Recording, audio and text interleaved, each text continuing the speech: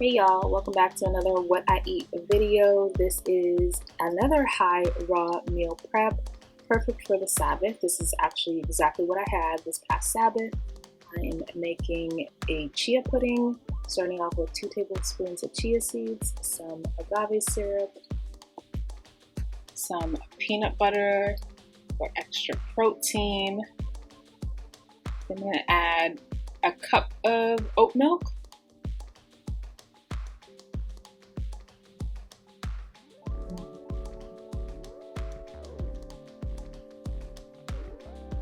Trying to not be as messy as possible. Give it a quick little stir for now, but there are more ingredients going into this little joint. I'm gonna add a little bit of oats. I wanted to stay away from oats for a while just to see if my energy level changes, but I needed a little bit of, I guess, healthy fats in there. So I'm gonna mix it all up. One more again.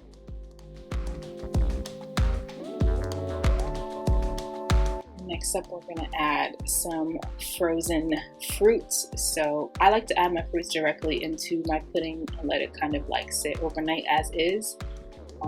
If you prefer, you can do it fresh, but I like adding the frozen fruits in there as well. So I got mixed berries and bananas, of course. One last mix up. Next up, I'm going to do some chickpea tuna, so some tuna sushi rolls. So I already cooked this off a while ago. So when I did my meal prep on, I believe I did prep this on last Sunday. And so this was just some leftover chickpeas. I am just going to mash it up with a fork. You can do this in a food processor. It's definitely a lot faster, but sometimes I just like the process of playing with my food and really touching my food, so to speak. So I just use a fork.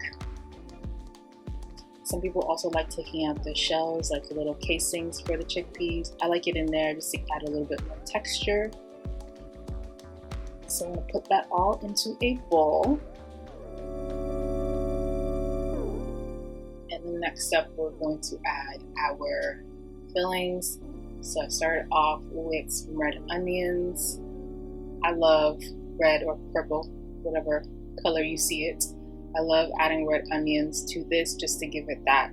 Just think about your traditional tuna salad. These are the usual things that you would add to it. So I'm gonna go ahead and chop that up.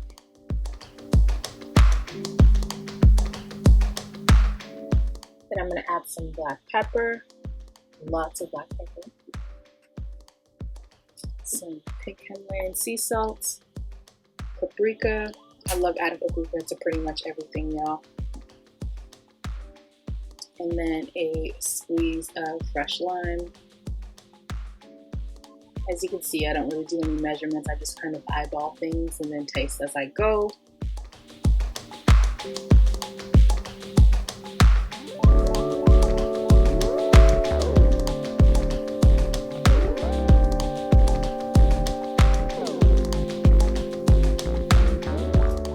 Next up, I'm going to add some vegan mayo. This is where I messed up. I only needed that first scoop. You'll see shortly. Rookie mistake. And then I try to briefly show y'all that I was going to add some roasted seaweed. I try to show you the packaging, but you know how I do. I don't be showing y'all what I'm trying to show y'all.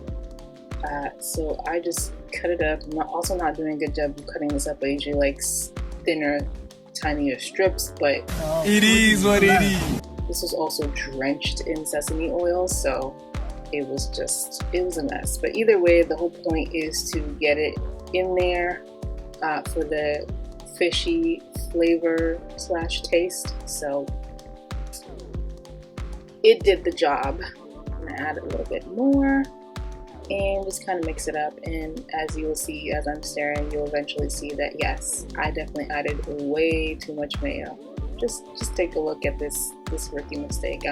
I'm slowly mixing it, trying to avoid the inevitable, but it's there. I put entirely too much. It's like I think if I, continue stirring it, slow down the process, the mayo will somehow evaporate into thin air or something. It's quite sad. But hey, it just means that I didn't need any extra sauce. Well, remember when I said I didn't need any extra sauce? Apparently I lied because I added some soy sauce. I know some of y'all are not fans of soy, but I just needed that extra umami taste, and I didn't have mustard on hand, so I had to throw that in there, only a little bit for that, again, that umami taste. Now I'm cutting up the rest of what will go into the rolls, cutting up some cucumbers and avocado. Okay, I'm going to start off with the rougher side down of the nori sheets, and then spread your mixture right on top. Now I have like the whole sushi roll set, like the mats, the bamboo mats and everything. I have used it a total of 2 times since I've owned it in the last, I want to say 3 or 4 years now. I just, this is not a typical roll anyways. It's a pretty unconventional sushi roll, so I just make do with what I got, or apparently not. I don't make do with what I got, I just don't use what I got. I've seen other people use saran wrap as well to roll, but this is a pretty, like, I don't know how to explain it. It's flimsy, like it's not a solid roll, so I didn't feel like I needed the mat or anything else. As you will see shortly, it's a fairly easy roll.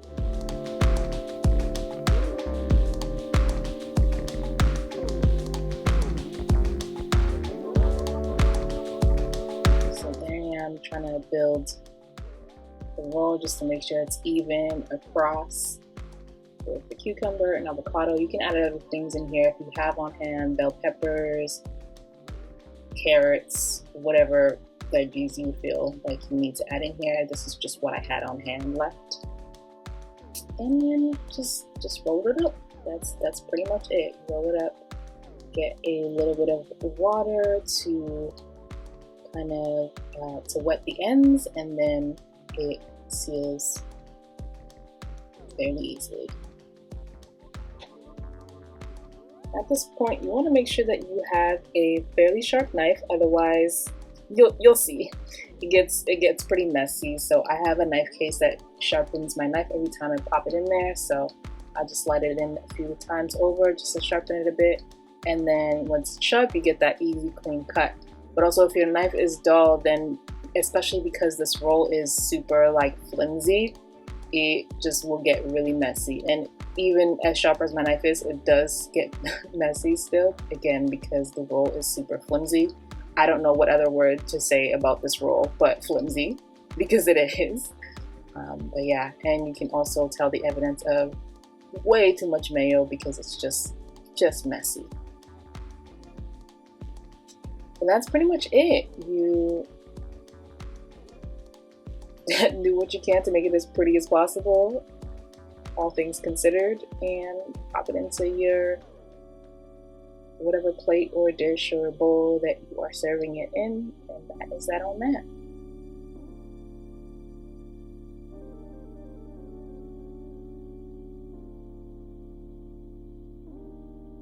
And I'm just gonna let y'all enjoy me making the next one.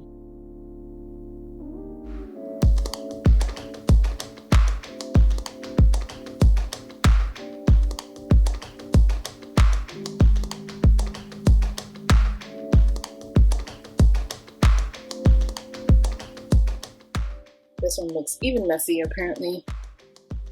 Again, sharp knife is the key here. And I guess another pointer, it helps if you start cutting it a little bit from the top and then slice right down through. But if you try to like go ham and chop it right through, again, if your roll is flimsy, it might not be a good idea. So next up for dinner, I'm going to have a Judah bowl, I call it, a salad bowl with some lettuce. Those are the only grains I had on hand. By the way, this lettuce was from my last What I Eat video. Remember I told you I learned a new lettuce hack where you just immerse it in water and it stays fresh. Well, that was 2 weeks ago, and this lettuce is still fresh, my guy. So it's definitely a hack that works. I 10 out of 10 would recommend. And the lettuce was still crunchy. It wasn't like, lettuce is pretty much water anyways, so it didn't take away from it, I don't believe. Correct me if I'm wrong if you know any different, but it tasted fine to me.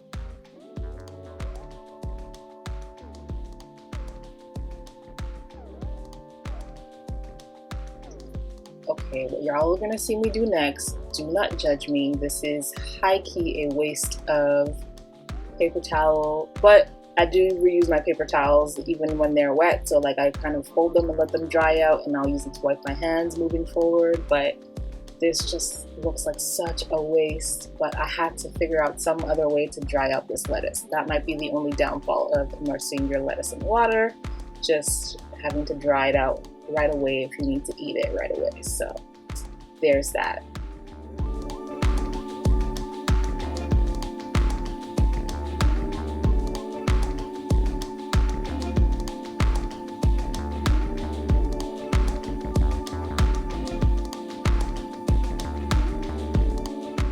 As you can see, 3/4 of this bowl is the lettuce, so it's definitely a salad, but I'm gonna add some other things to it shortly. So I always like to put a wedge of a lime in my salads just to keep the greens fresh and for just to enhance the flavors when I do eat my meal. So again, this was already prepped quinoa, already cooked. I like to, whenever I add my quinoa to a salad, I like to flavor it. So I added some curry, paprika, salt, pepper, and then because I wanted a little bit more of a yellow flavor and look to it, I added some more turmeric. There's also olive oil in here as well. Excuse me, grapeseed oil. Alright, so add that to the bowl.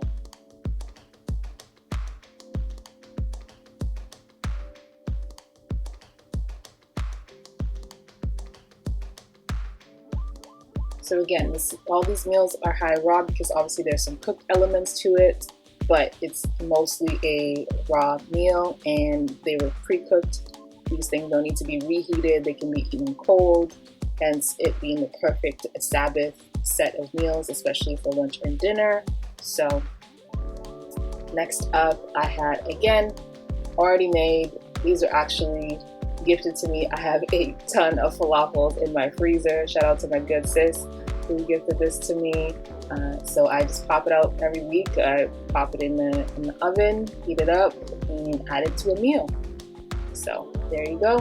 There you have it. I've got a chia pudding with some oats for breakfast. I've got chickpea tuna rolls and my salad bowl with falafel. That is a hummus dressing that I made. Let's just pick a ginger. Alright, that is a wrap for today's video. I hope you all enjoy it. As you know, sharing is caring, so share it with someone who you think will benefit from this. I also really love when y'all interact with me, so share below which was your favorite thing to see, what are some of your favorite Sabbath meals. And of course, if you just want to be a part of the tribe, all you have to do is subscribe. Make sure that you are staying hydrated. I'll see y'all in the next one. Peace and love.